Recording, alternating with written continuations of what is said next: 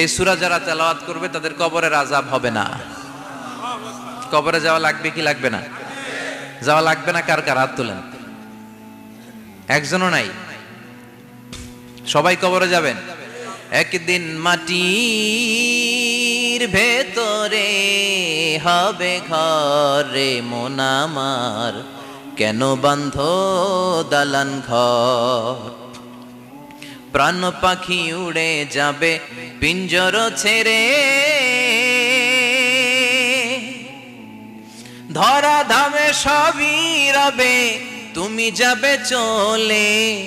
বন্ধু বান্ধব যত মাতা পিতা দ্বারা সুত সবই হবে তোমার পরে মন আমার, কেন বান্ধ দালান ঘর?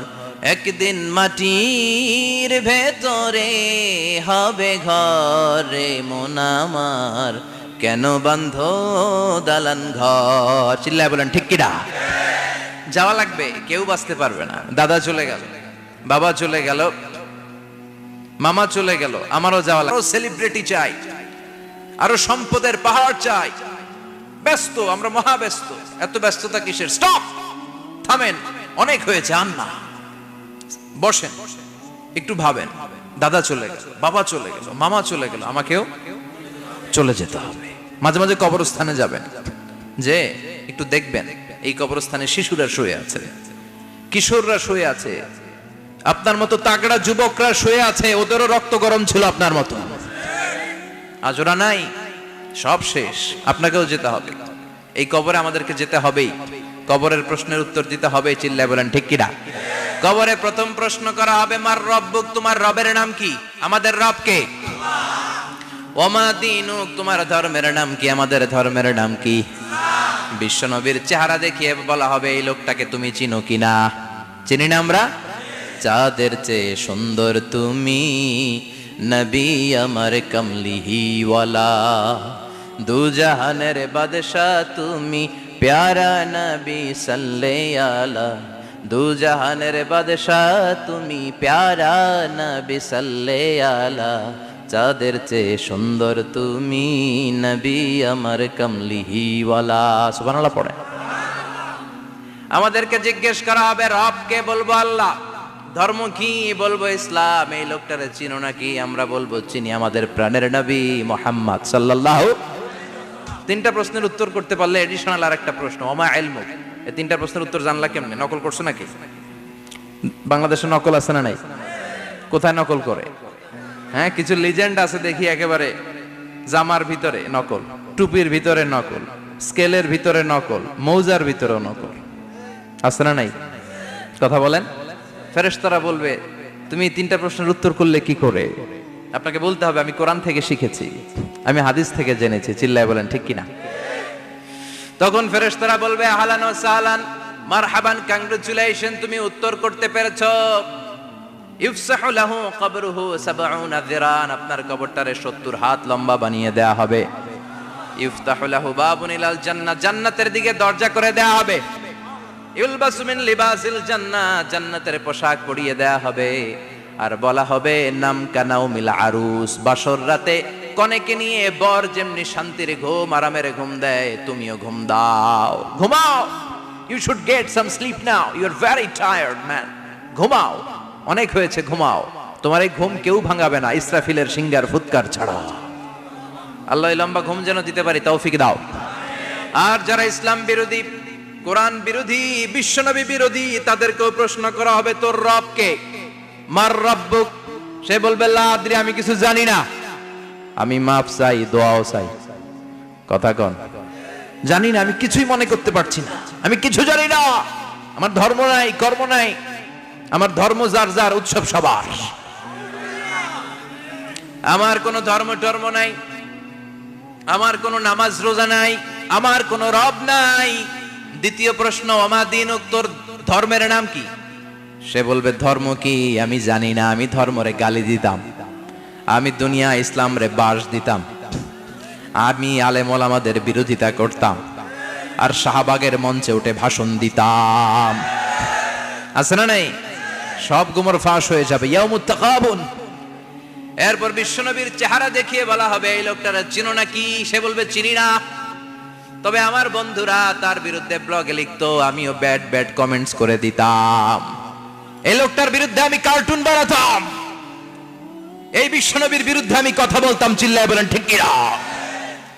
ফেরেশতারা বলবে লা দারাইতা ওয়ালা তালাইতা, তুই তো কিছুই পারলি না, তুই তো কপাল পোড়া। ফায়ুত্রাকু বিমাতারিকা মিন হাদিদ, লোহার হাতুড়ি দিয়ে পিটিয়ে ওর মাসেলগুলো থেতলে ফেলা হবে। ওয়ায়ুকালু লিল আরদি ইলতাইমি, কবরের দুই পাশের মাটির বলা হবে চাপ দে, এমন চাপ দিবে ফাতাখতালিফা আদলাউহু, ডান পাশের পাজরের হাড্ডি বাম দিকে ঢুকে যাবে, বাম পাশের পাজরের হাড্ডি ডান পাশে ঢুকে যাবে। কিয়ামত পর্যন্ত এই মারামারি চলবে। আল্লাহ এরকম ভয়ঙ্কর পরিস্থিতি থেকে আমাদেরকে বাঁচাও। ওই কবরের আযাব থেকে বাঁচার দরকার আছে না নাই? বিশ্বনবী বললেন যে ব্যক্তি রাত্রিবেলায় সূরাতুল মুলক তেলাওয়াত করবে তার কবরের আযাব হবে না। ইন্না হাযিহি সূরাতুন আযীমা মানিআতুন মিন আযাবিল কবর, এই সূরাটা এমন সূরা, সাধারণ কোন সূরা না। এই সূরাতুল মুলক যে রাত্রিবেলায় তেলাওয়াত করবে তার কবরের আযাব থেকে তারে বাঁচিয়ে দিবে কে? নাম্বার 1 ফাজিলাত, স্ট্যাটাস, মনে থাকবে তো? 2 নাম্বার স্ট্যাটাস শাফাআত লি সাহিবিহা, এই সূরাটা এই সূরার তেলাওয়াতকারীর জন্য কিয়ামতের দিন সুপারিশ করবে। কোরআন সুপারিশ করবে, চারটেখানি কথা না। কোরআন যদি আপনার বিরুদ্ধে দাঁড়ায় আপনার জান্নাত ক্যান্সেল, আর কোরআন যদি আপনার ব্যাপারে আল্লাহর কাছে রেকমেন্ডেশন করে জান্নাত আপনার জন্য ওয়াজিব করে দিবে কে? এজন্য বিশ্বনবী বললেন শাফাআত লি সাহিবিহা, কিয়ামতের দিন তেলাওয়াতকারীর জন্য আল্লাহর কাছে সুপারিশ করবে। 2টা গেল। 3 নাম্বার বিশ্বনবী বললেন খাসামাত আন সাহিবিহা, এই সূরাটা কিয়ামতের দিন এই সূরার তেলাওয়াতকারীর পক্ষ নিয়ে আল্লাহর সাথে ঝগড়া করা শুরু করে দিবে, আল্লাহর সাথে ডিবেট করবে, ঝগড়া করবে, যতক্ষণ না হাত্তা আদখালাহুল্লাহুল জান্নাহ। হাদিসের টেক্সট হচ্ছে যে যতক্ষণ না আল্লাহ তাআলা তাকে জান্নাতে না ঢুকায় ততক্ষণ ওই সূরার তেলাওয়াতকারীর পক্ষ নিয়ে আল্লাহর সাথে বিতর্ক, ঝগড়া, তর্ক চলতেই থাকবে। সুবহানাল্লাহ, আরো আসতে বলেন। আবার বিশ্বনবী বললেন মান ক্বারা বিহা ফি লাইলাতিন ফাকাদ আকসারা ওয়া আতওয়াবা, রাত্রিবেলা এই সূরাটা যে তেলাওয়াত করবে পুরো রাত্রিটারে বরকতময় করে দিবে কে? এজন্য বিশ্বনবী আবদার করে, আবেদন করে আমাদের কাছে বলে গিয়েছেন, আমি চাই আমার প্রতিটা উম্মতের হৃদয়ে এই সূরাটা গাঁথা থাক, আমি চাই আমার প্রতিটা উম্মতের সিনার ভিতরে এই সূরার 30টা আয়াত গ্রথিত করা থাক। সুবহানাল্লাহ পড়েন। মাত্র 30টা আয়াত মুখস্থ করতে রাজি আছেন? 1 মাসে কয়দিন? প্রতিদিন একটা করে আয়াত মুখস্থ করলে এই সূরা মুখস্থ করতে লাগবে কয়দিন? হ্যাঁ, হোমওয়ার্ক, এটা আপনাদের বাড়ির কাজ। যেহেতু ক্লাসে হোমওয়ার্ক দেওয়া যায় না, আরবিতে বলে আল ওয়াজিব আল মানজিলি। আমি গতানুগতিক তাফসীর করি না, আমি সমাজের খুঁতগুলো ধরে ধরে ডিসকাশনের মতো আমি করি। বিভিন্ন জেলায় যে ওখানকার ইয়াংদের সাথেও বসি, কথা বলি, এটাই আমার তাফসীর, এটাই কোরআনের এক্সপ্লেনেশন এন্ড ইন্টারপ্রিটেশন। এতেই মানুষ উপকৃত হয় বেশি। চিল্লা এখন ঠিক কিনা? এটা আপনাদের বাড়ির কাজ, মাইথার দিয়া বাসীদের বাড়ির কাজ। হায়াতে আল্লাহ বাঁচায় রাখলে আবার কখনো দেখা হলে জিজ্ঞেস করবো যে মুলক মুখস্থ হয়েছে কিনা। কে কে মুখস্থ করবেন না হাত তোলেন। সবাই করবেন। এবার কে কে মুখস্থ করবেন হাত তুলে আমার না আল্লাহর দেখান। আল্লাহ তুমি কবুল করো। আরো জোরে পড়েন আমিন। হাত নামান। এই সূরাটা it's an eye opener for you, এটা আপনার চোখ খুলে দিবে। এই সূরাটা আপনার চোখকে খুলে দিবে, আপনার ঘুমন্ত বিবেককে জাগিয়ে তুলবে। স্রষ্টার ব্যাপারে আপনার যদি কোনো সাসপিশন থাকে, সন্দেহ থাকে, এই সন্দেহের পাহাড়কে ভেঙে এই সূরা চুরমার করে দিবে। চিল্লায় বলেন সুবহানাল্লাহ। আল্লাহ ডেকে বলে গোলাম, কিছু কিছু নাস্তিক আছে আমারে খুঁজে পায় না, এরকম কপাল পোড়া নাদান নাস্তিক বাংলার জমিনেও আছে না নেই? এরা বলে আনসিন ইজ নাথিং, যেটা দেখা যায় না ওইটা মানি না, বলে না? Do you see the air in the atmosphere? বাতাসে, বায়ুমণ্ডলে যে বাতাস ঘুরে বেড়ায় এটা কি তুমি দেখো? তো মানো কেন? Why do you believe on that? Why do you believe on air? বাতাস বিশ্বাস করস কেন? কপাল পোড়া নাস্তিকরা বাতাস মানে না। কথা কন। Do you see the bad headache someone feel in his head and he is shouting? মাথার ব্যথায়, মাইগ্রেনের পেইনে যখন কেউ চিৎকার করে তার মাথার ব্যথা দেখা যায়। আমার এখন প্রচন্ড মাথা ব্যথা যদি হয়, আপনারা দেখতে পাচ্ছেন তো, নাস্তিকরা কি মাইগ্রেনের পেইন বিশ্বাস করে না? মাথা ব্যথা বিশ্বাস করে কি করে না? বাতাস বিশ্বাস করে কি করে না? কয় আনসিন ইজ নাথিং, যেটা দেখি না ওটা বিশ্বাস করি না, কপাল পোড়া। আল্লাহ ডেকে বলে, গোলাম আমার সৃষ্টির দিকে তাকা, আকাশের দিকে তাকা, বাতাসের দিকে তাকা, সাগরের দিকে তাকা। সাগরের মধ্যে আমি আল্লাহ আছি না নাই? বিশাল বড় বড় পাহাড়ের দিকে তাকা, ঝর্ণার দিকে তাকা, ঝর্ণার মধ্যে আমি আছি না নাই? ঝর্ণা ঝর্ণা ঝর্ণা রে, বলনা বলনা বলনা রে, কার বিরহে পাগল পাড়া তুই, কার মিলনে ফুল ফসলে ভরা রে তোর দুকুল বই, কার মিলনে ফুল ফসলে ভরা রে তোর দুকুল বই। ঝর্ণা ঝর্ণা ঝর্ণা রে, বলনা বলনা বলনা রে, কার বিরহে পাগল পাড়া তুই। সুবহানাল্লাহ পড়ে। ঝর্ণার দিকে তাকাও, সাগরের দিকে নজর করে দেখো, বিশাল পাহাড়ের দিকে নজর করে তাকাও, ওই পাহাড়ের মধ্যে আল্লাহরে খুঁজে পাবা। চিল্লায় বলেন ঠিক কিনা? ইমাম আবু হানিফার হাতে হাত রেখে শাহাদা বাক্য পাঠ করেছে। সুবহানাল্লাহ পড়েন।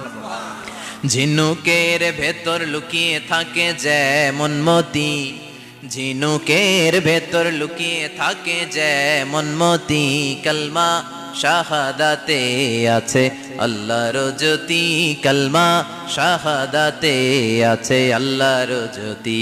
সুবহানাল্লাহ পড়েন। এই জ্যোতি যার হৃদয়ে একবার টাচ করে তার জন্য জান্নাতকে খুলে দেয় কে? এজন্য এই সূরা পড়লে নাস্তিকরা নাস্তিক থাকবে না। নাস্তিকদের জন্য এখানে আল্লাহ মেডিসিন দিয়েছেন, কিছু ডোজ দিয়েছেন। আলহামদুলিল্লাহ পড়েন। এই সূরা থেকে আমরা কিছু সময় কথা শুনবো, শুনতে রাজি আছেন তো? সূরার নাম চিল্লায় বলেন কি নাম? মুলক। মুলক মানে কি? মুলক মানে রাজত্ব, মুলক মানে ক্ষমতা, মুলক মানে পাওয়ার, মুলক মানে কিংডম, মুলক মানে সভরেইনটি। সুবহানাল্লাহ পড়েন।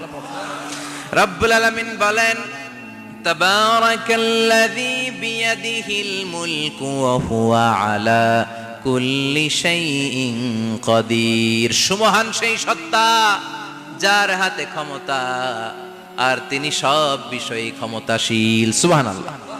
তাবারাকাল্লাযী বিয়াদিহিল মুলক, মহামহিম সে সত্তা, সুমহান সে সত্তা, বিয়াদিহিল মুলকু, যার হাতে ক্ষমতা। ক্ষমতা কার হাতে?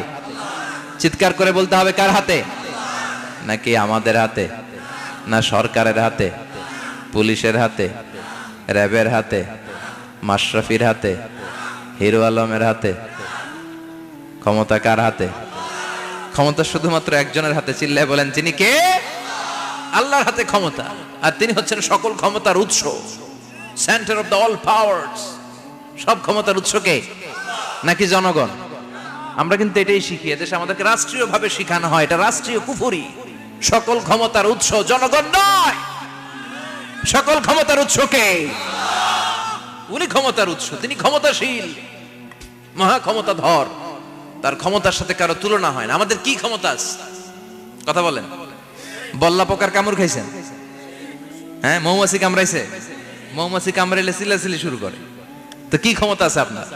বল্লা কামড় মেয়েরা দেয় দৌড়, ওটা ধরে যে মার মইটাও পারি না। কুত্তায় কামড়াইলে আমরা কুত্তারে কামড়াইতেও পারি না। কথা বলেন। আমরা নাকি ক্ষমতার মালিক। পিছন থেকে কেউ যদি বলে হুজুর সাপ, মজা করে বলছি, এতই ভয় পাইছি। আসলে যদি ফাঁস করে আসতো সব দৌড়। স্লোগান দেওয়ার বেলায় লিল্লাহে তাকবীর, আল্লাহু আকবার, আমার ভাই তোমার ভাই, কাপায় ফেলামো নামায় ফেলামো। কথা বলেন। আর যদি পেছন থেকে কেউ আওয়াজ করে বলে সাপ, দৌড়। আপনারা কি দৌড় দিবেন? আমরা এদিক দিয়ে দৌড় দিব। কথা কন। চাচা আপন প্রাণ জীবন বাঁচানোর জন্য ভয়ে পাগল। সাপ লাগবে না, ভাও ব্যাং চিনেন? মাইথার দিয়ে নাই বোধহয়, আছে আছে। কি করে? খালি লাফায়। 10টা ভাও ব্যাং যদি ছেড়ে দেওয়া হয়, স্টেজে 2টা আর বাকি 8টা এদিকে, ভাও ব্যাং আর কি লাভ দিবে? এরসে লাফালাফি শুরু করবো আমরা। কথা বলেন। আর আমরা দাবি করি আমরা ক্ষমতার উৎস। কোনো ক্ষমতা নাই। একবার ডায়রিয়া হলে 3বার টয়লেটে গেলে আর চেহারার দিকে তাকানো যায় না। কারে মাফ করে দে, আই মরে যাইও, আই হাইতান ন, আছে না নাই? তো পারবেন না কেন? আপনি না ক্ষমতার উৎস, আপনি না ক্ষমতার উৎস। আরে আপনার তো কোনোই ক্ষমতা নাই। খলিকাল ইনসানু দাঈফা, মানুষকে দুর্বল থেকে দুর্বল করে তৈরি করেছে কে? এজন্য রাব্বুল আলামিন বলেন তাবারাকাল্লাযী বিয়াদিহিল মুলকু ওয়া হুয়া আলা কুল্লি শাইইন কাদির। সুমহান সেই সত্তা যার হাতে ক্ষমতা। চিল্লায় বলেন ক্ষমতা কার হাতে? আমাদের হাতে কোনো ক্ষমতা নাই। আমরা হলাম দুর্বল। আমরা কি? দুর্বলের ঘরের দুর্বল। আমরা যখন জন্মেছিলাম দুর্বল।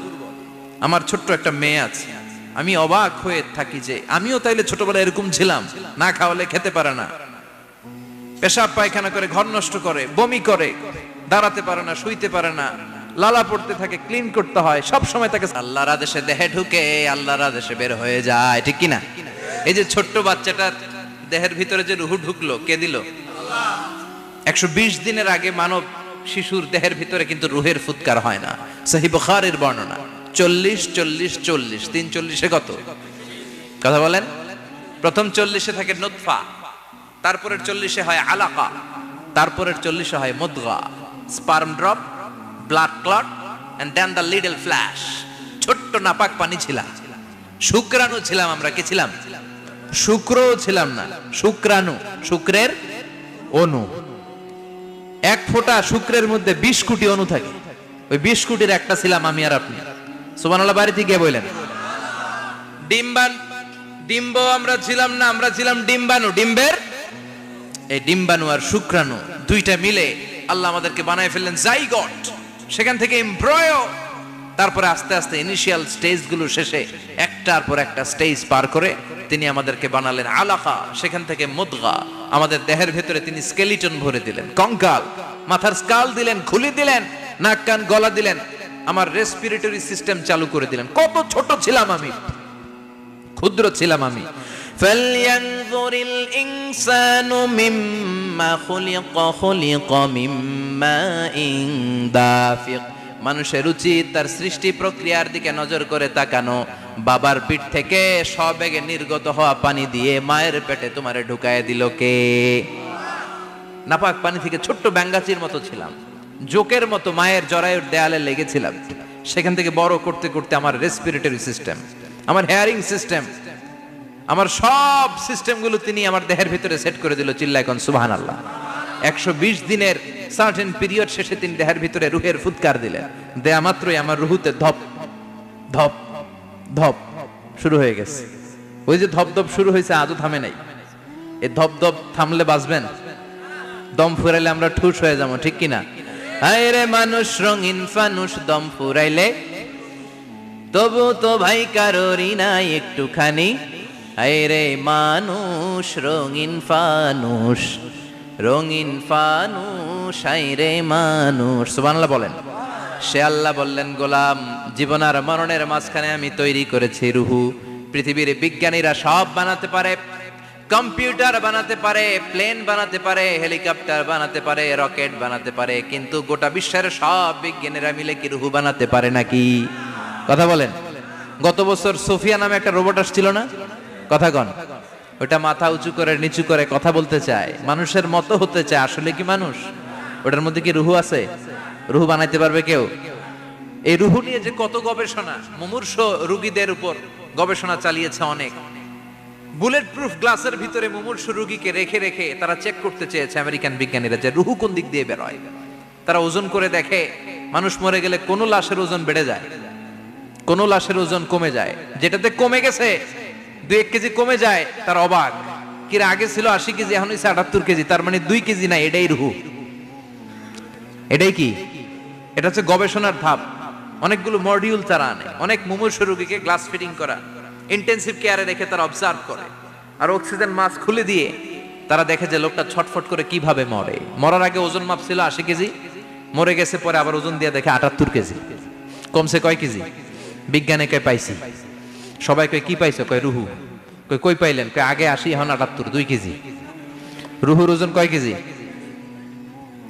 তো বিজ্ঞানীদের সিস্টেম হচ্ছে যে কোনো একটা বিষয়ের উপর গবেষণা চালালে তারা পূর্ণাঙ্গ ডিসিশনে পৌঁছতে পারে না। They couldn't jump to the final conclusion just on one module, based on one module. They cannot do it. তাদের অনেকগুলো মডিউল আনতে হয়। তারা আবার নমুনা আনলো আরেকটা। মুমূর্ষ রোগী, অক্সিজেন চেম্বার লাগানো, মাস্ক লাগানো, এটা খুলে ফেললে মরে যাবে। বুলেট প্রুফ করা গ্লাসের ভিতরে ঢুকিয়ে এটার ওজন মাপ, এটার ওজন 60 কেজি।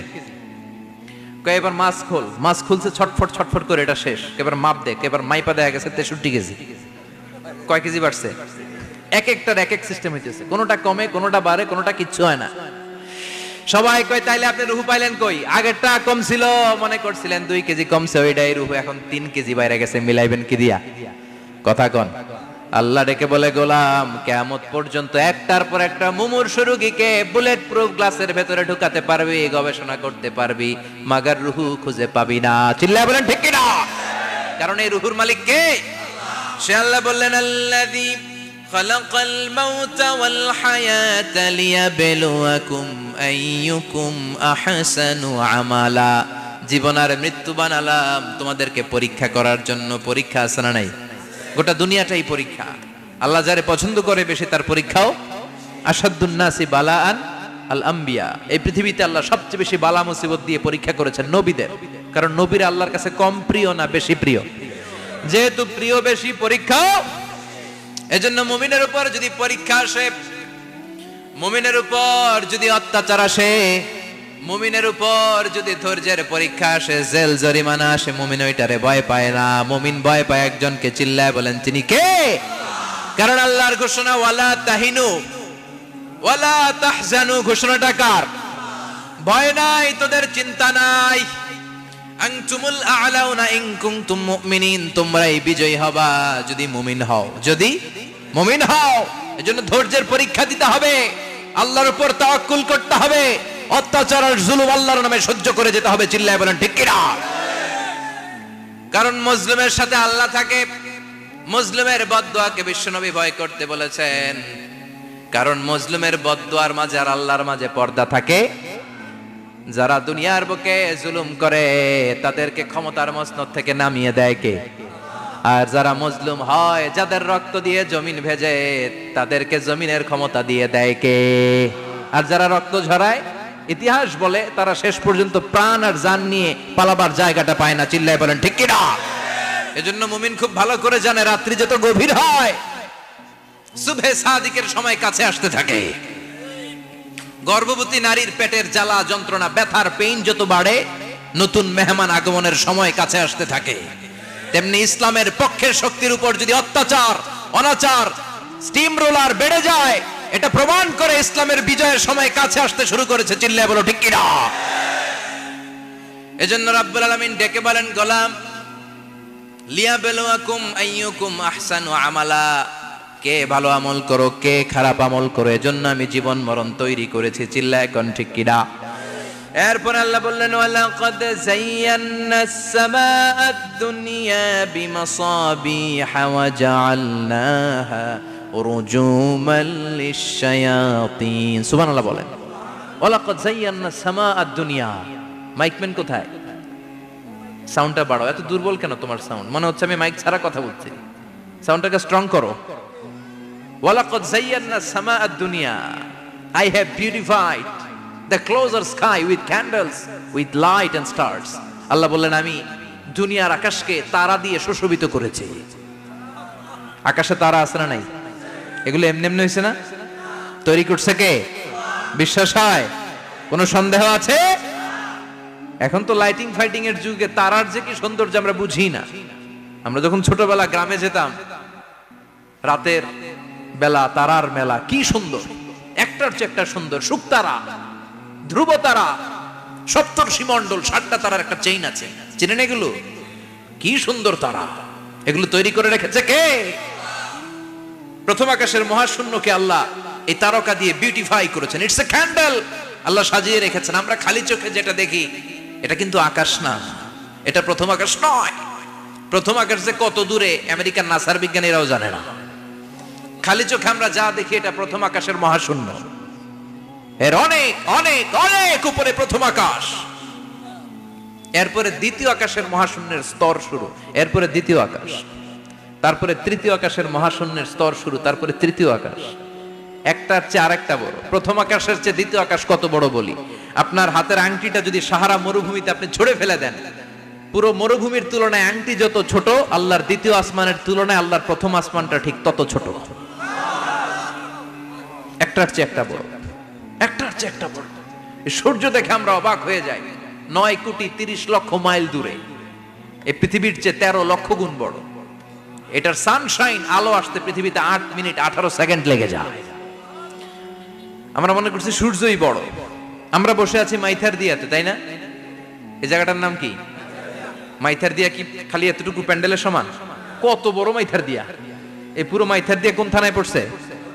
দাউদকান্দি। দাউদকান্দি হচ্ছে কুমিল্লার 16টা থানার একটা, ঠিক কিনা? 16 থানা মিলে কুমিল্লার একটা জেলা। এরকম কয়টা জেলা আছে? 64 জেলা। এই 64 জেলা মিলে আমাদের সুজলা সুফলা শস্য শ্যামলা ডিজিটাল বাংলাদেশ। কথা কন। আর বাংলাদেশ হচ্ছে পৃথিবীর সবচাইতে বড় দেশ। হ্যাঁ, 64 জেলা, এরপরে ছোট। যাদের অ্যাটলাস ম্যাপ নিয়ে যাদের ধারণা আছে তারা দেখবেন বাংলাদেশ এই শব্দটা লেখার জায়গাও আমরা পাই না। মানচিত্রে বাংলাদেশ শব্দটা লেখার জায়গা পায় না। বিআরএ উঠে যায় ইন্ডিয়ার উপর, আর ডিএসএইচ উঠে যায় আবার ইন্ডিয়ার উপর। মাঝখানের দুইটা অক্ষর বাংলাদেশের উপরে পড়ে। চিল্লায় বলেন ঠিক কিনা? কত ছোট দেশ। পাশের ইন্ডিয়া 20-25 গুণ বড়। ইউরোপ আমেরিকার অনেক দেশ আছে, আমেরিকাই বাংলাদেশের চেয়ে শতগুণ বড়। কানাডা কয়েকশো গুণ বড়, রাশিয়া কয়েকশো গুণ বড়।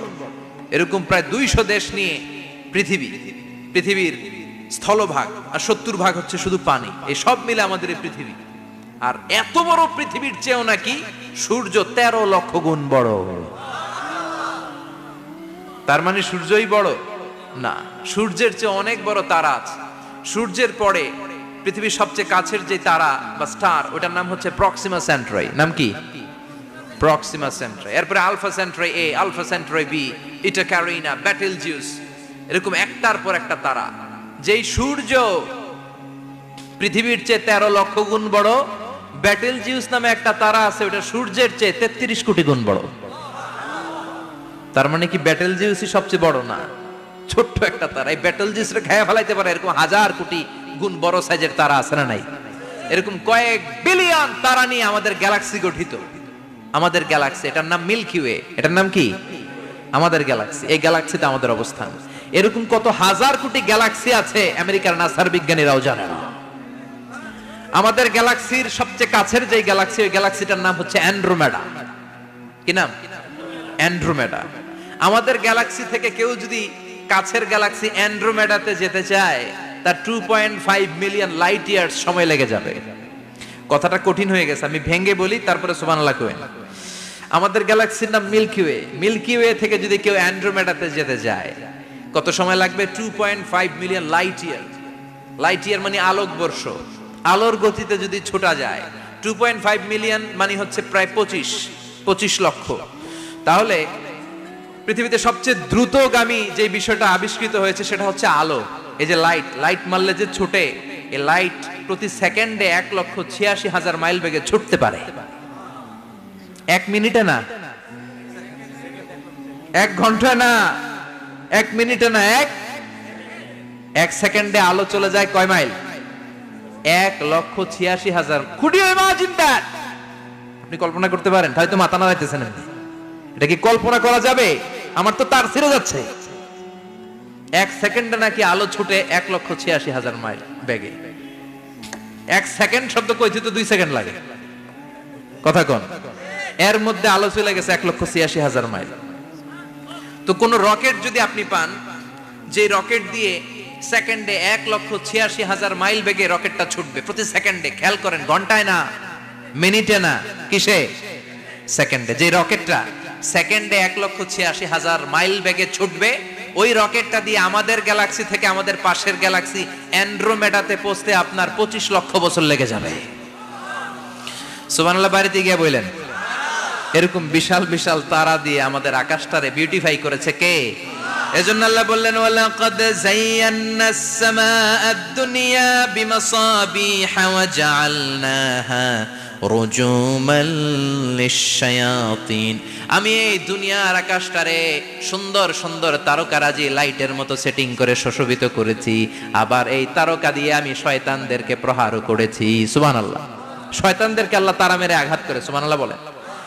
এরপরে এই সূরার প্রথম রুকুর শেষে আল্লাহ বললেন, وأسروا قولكم أو اجهروا به إنه عليم بذات الصدور ألا يعلم من خلق وهو اللطيف الخبير আল্লাহ বললেন وأسروا قولكم তোমরা যদি গোপনে কথা বলো أو اجهروا به কিংবা স্পষ্ট করে বলো সব শুনে কে আপনি যেমনি বলেন শুনবে কে বলেনই নাই শুধু মনে মনে ভাবছেন শুনবে কে সুবহানাল্লাহ কইবেন না সাত আকাশের উপরে আরশের উপরে তার অবস্থান সাত জমিনের নিচে কোন গোপনতম প্রকোষ্ঠে কোন ছোট্ট বাক্সের ভেতরে যদি কোনো পিপিলিকা নীরবে হেঁটে যায় আল্লাহ বলে আমি ওই পিঁপড়ার হেঁটে চলার পায়ের আওয়াজটাও শুনতে পাই এজন্য কেউ যেটা শোনে না শুনে কে এরপর আল্লাহ বললেন হুয়াল্লাযী জাআলা লাকুমুল আরদা যালুলান ফামশু ফি মানাকিবিহা ওয়া কুলু মির রিজকি ওয়া ইলাইহিন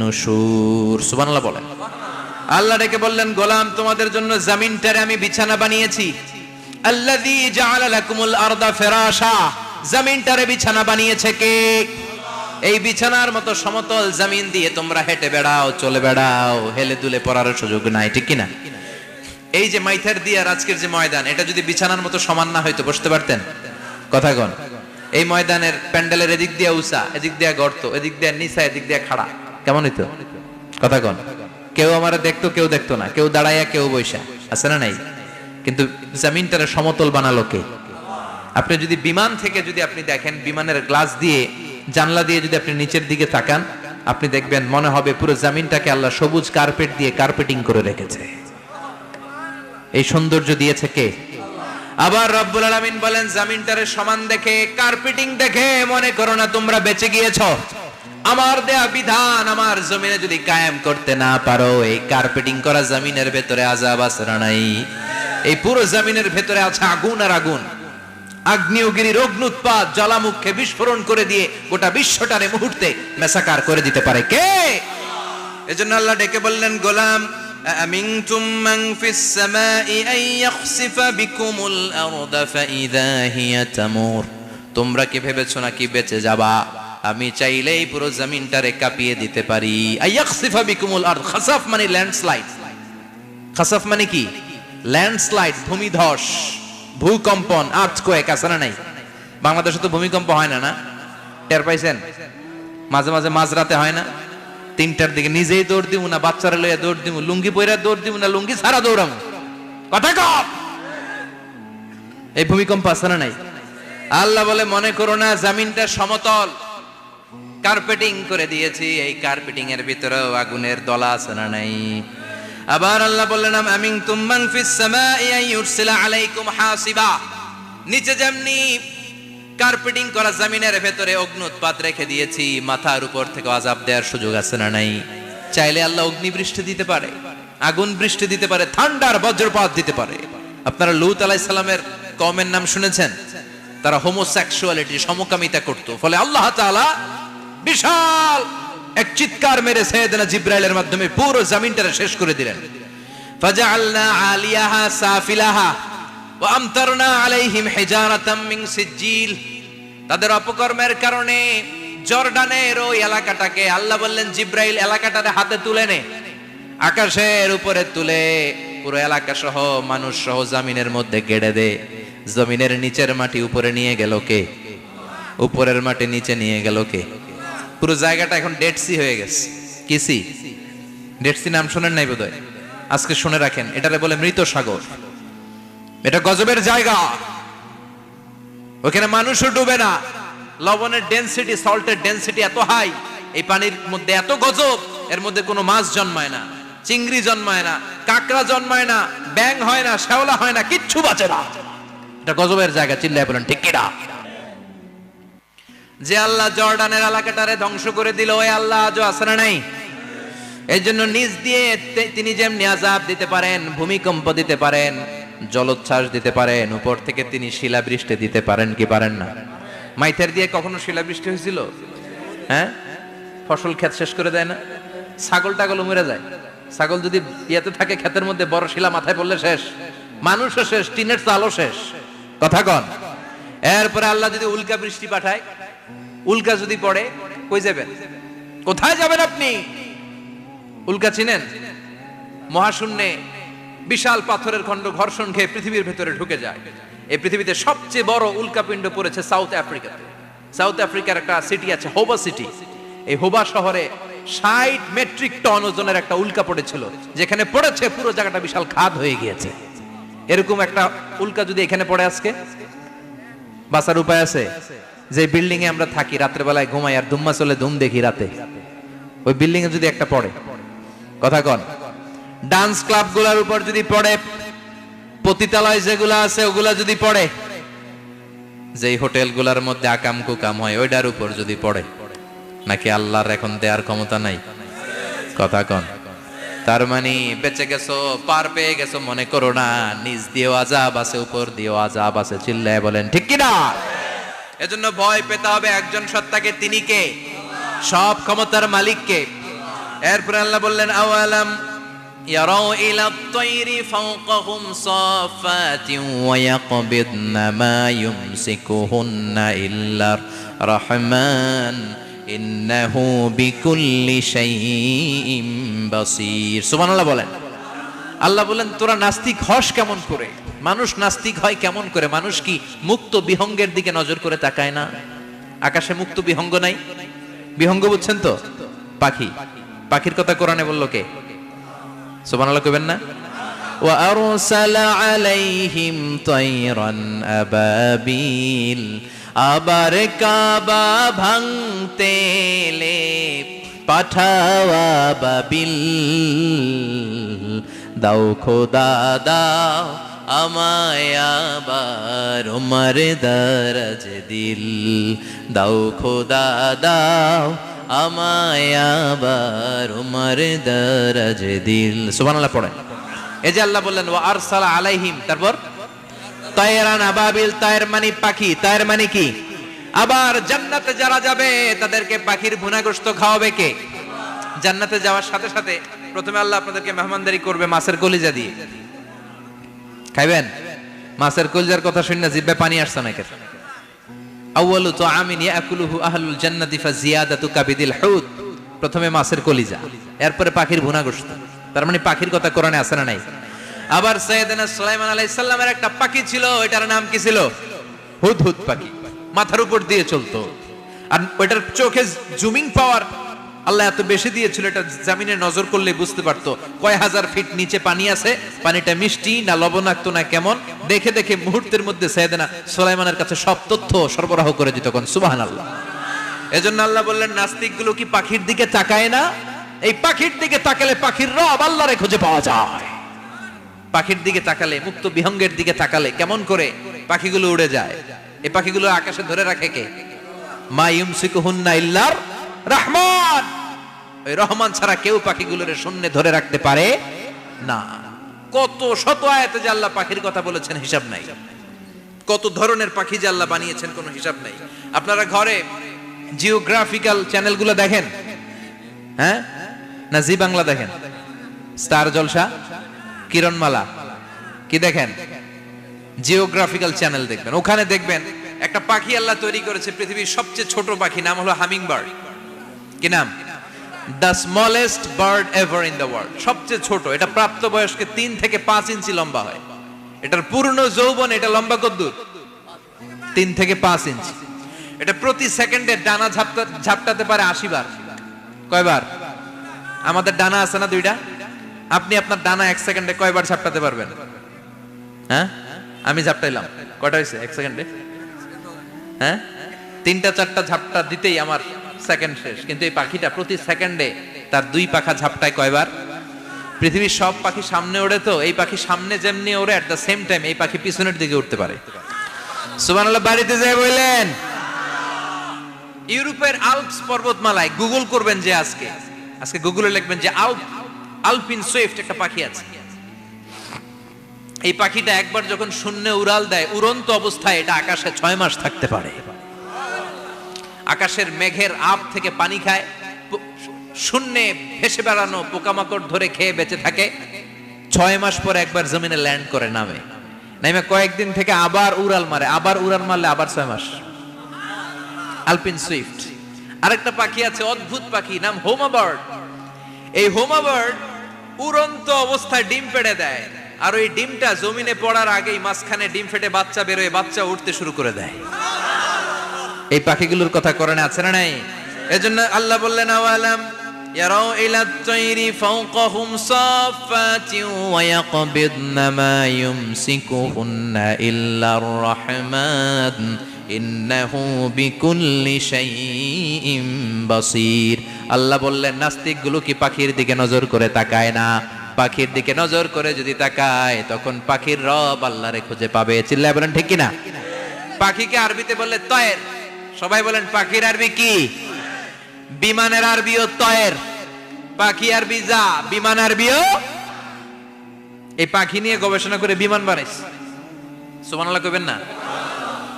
আমরা বানাই নাই, আমরা তো খোঁচাখুচিতে ব্যস্ত, আমরা আছি ফতুয়া নিয়ে ব্যস্ত। তুই 20 কারণে কাফের, তোর চাচা 90 কারণে কাফের। তোর চাচা মরলে যেই জায়গায় কবর দেয়া হবে ওই কবরের মাটির উপরে যে ঘাস উঠবে, ওই ঘাস যে গরু খাবে, ওই গরুর দুধ যে খাবে ও কাফের। আছে না নাই? খালি কাফের ফতুয়া দেয় ব্যস্ত। আমরা ফতুয়া নিয়ে রইলাম আর ওরা সব আবিষ্কার করে ফেললো।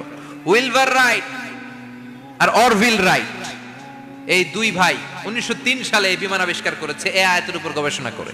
আওয়ালাম ইয়ারাউ ইলা তাইর, ওরা কি পাখি নিয়ে ভাবে না? আমাদের তো ভাবার সময় নেই, আমরা আছি মদ নিয়ে আর নারী নিয়ে আর জুয়াবাজি নিয়ে। চিল্লায় বলেন ঠিক কিনা? এমন অনেক মন্ত্রীদের হোটেল আছে যেখানে পতিতালয়ের আড্ডাখানা। চিল্লায় বলো ঠিক কিনা? মুসলমান রাজ মদ আর নারী নিয়ে ব্যস্ত, আর ইহুদি খ্রিস্টানরা আমাদের সব ঐতিহ্যকে ধারণ করেছে।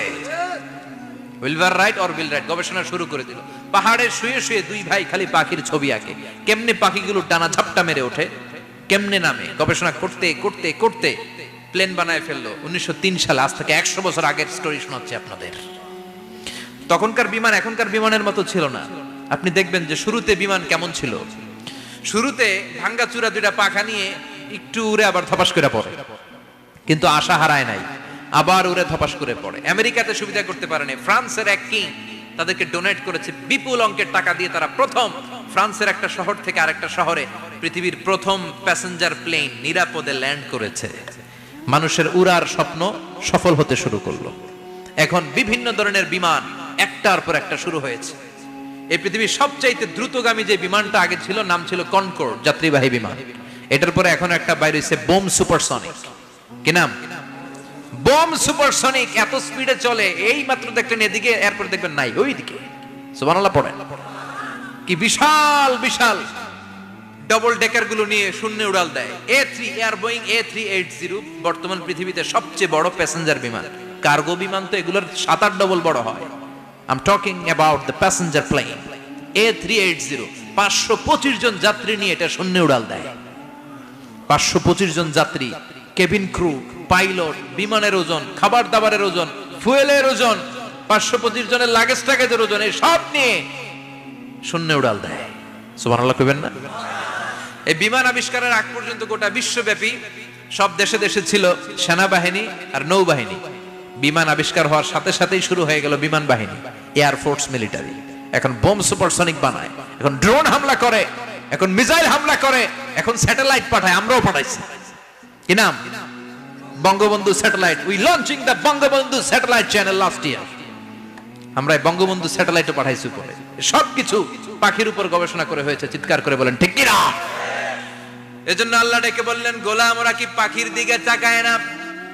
পাখির দিকে যদি নজর করে একটিবার তাকাতো, নাস্তিক আর নাস্তিক থাকতে পারতো না।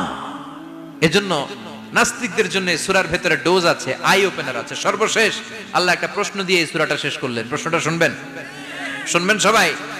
আল্লাহ বললেন, কুল আরাআইতুম ইন আসবাহা মাউকুম গাওরান ফামান ইয়াতিকুম বিমাইম মাইন। বলো দেখি সবে, শুকাইয়া যদি যায় এই পৃথিবীর পানি, তাহলে হেথায় তটনির ধারা কে দিবে সবারে আনি? কে দিবে আনি? একদিন সকালবেলা ঘুম থেকে উঠছেন, টয়লেটে যাবেন, মুখ ধুবেন, স্কুলে যাবেন, অফিসে যাবেন, কাজে যাবেন, যায় দেখেন টিউবওয়েল চাপতেছেন, পানি নাই। ট্যাপ ছাড়লেন, পানি নাই। চোখের মধ্যে ময়লা, নাকে ময়লা। টয়লেটে যাবেন, পানি নাই। পুকুরে নাইমা দেখেন পানি নাই, বিশাল বিশাল মেশিন বসিয়ে মাটির নিচ থেকে ভূগর্ভস্থ পানি ওঠানোর চেষ্টা করলেন, একটা পানি নাই, এক ফোঁটা পানি গোটা বিশ্বে কোথাও নাই। কে দিব পানি আপনারে? পানি সম্পদ মন্ত্রী দিব, ডোনাল্ড ট্রাম্প দিব, শেখ হাসিনা দিবে? কেউ দিতে পারবে?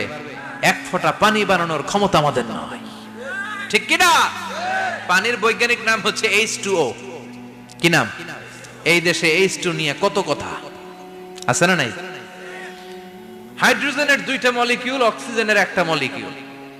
এই দুইটা গ্যাস, হাইড্রোজেন আর অক্সিজেন, দুই গ্যাস একসাথে মিলাইলে কি হয়? কথা বলেন। মিঠা নদীর পানি, সুবহানাল্লাহ পড়েন।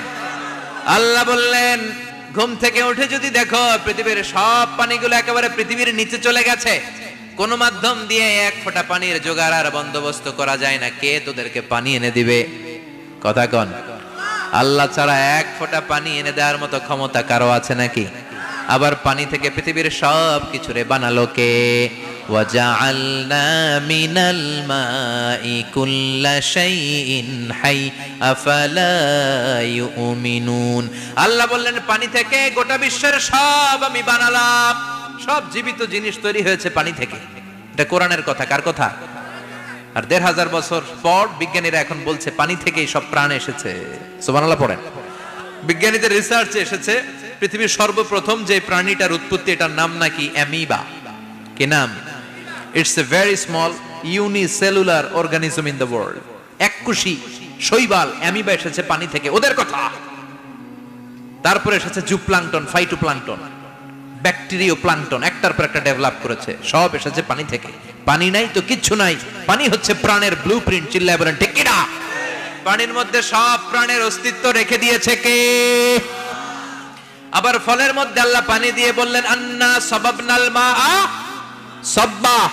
যেখানে যতটুকু পানির দরকার, রসের দরকার, সব রস দিল কে? ক্ষীরার ভিতরে পানি আছে না নাই? কলার ভিতরে, আপেলের ভিতরে, তরমুজ, তরমুজ তো পুরাই পানি। কথা কন। ডাবের ভিতরে কে দিল? নাকি আমনে বানাইছেন? কেউ বানাতে পারে? এই পানিগুলো দিল কে? আবার আল্লাহ বললেন মারাজাল বাহরাইনি ইয়ালতাকিয়ানি বাইনাহুমা বারযাখুল লা ইয়াবগিয়ান ফাবিআইয়ি আলাই রাব্বিকুমা তুকাযযিবান। দুই দিকে সাগর বয়ে যায়, একদিকে লোনা পানি, একদিকে মিঠা পানি, একসাথে সাগরটা বয়ে যায়, কিন্তু মাঝখানে এমন ব্লকেজ, একটার পানি আর একটার সাথে মিশে না, আটকায় রাখলো কে? দেখছেন আপনারা কোথাও এটা? কই দেখছিলেন? গোয়ালন্দ, বুড়িগঙ্গার এখানে একসাথে পানি বয়ে যায়, এই জায়গায় পানি এই জায়গায় পানি মিলে না, মিশে না। দাউদকান্দির এখানেও আছে, মিশে না। এর কারণ এই পাশের পানি, এটা ডেনসিটি হাই, বেশি ঘন, এটা ডেনসিটি লো, এটা পাতলা, এটা টেম্পারেচার হাই, এটা টেম্পারেচার কম, এটা লবণ বেশি, এটা লবণ কম, দুইটা দুই পানি একসাথে বয়ে যায়, একটার সাথে আরেকটা মিশে না। এই কারিগরটা কে? চিল্লায় বলতে হবে কে? সেজন্য আল্লাহ বললেন গোলাম পানি দিয়ে আমি বানালাম, পানি ছাড়া বাঁচবি না, এজন্য সব জায়গায় পানির ব্যবস্থা করে দিয়েছে কে? আবার বেশি পানি হলেও মরার ব্যবস্থা আছে না নাই? সাইয়েদনা নূহ আলাইহিস সালামের কওমকে বন্যা দিয়ে ধ্বংস করেছে কে? এজন্য পানি চাইবো কার কাছে? কথা কন। আল্লাহ মেঘ দে পানি দে ছায়া দে রে তুই, আল্লাহ মেঘ দে। সবাই পড়েন না? আল্লাহ মেঘ দে পানি দে ছায়া দে রে তুই, আল্লাহ মেঘ দে। দেয়ার মালিক একজন, তিনি কে? চাইতে হবে কার কাছে? সব ক্ষমতার মালিক কে? নাকি আমরা? আমরা ক্ষমতার মালিক। আর জীবনে কোনোদিন বলবেন মানুষ সকল ক্ষমতার উৎস, এই কথা কোনোদিন বলা যাবে? সকল ক্ষমতার একচ্ছত্র নিরঙ্কুশ মালিকানা একজনের, চিৎকার করে বলতে হবে তিনি কে? বিপদে আপদে সবসময় আমরা তার কাছে চাইবো, তার কাছে ফিরবো। আল্লাহ আমাদের সবাইকে কথাগুলো বুঝার ও আমল করার তৌফিক দান করুন।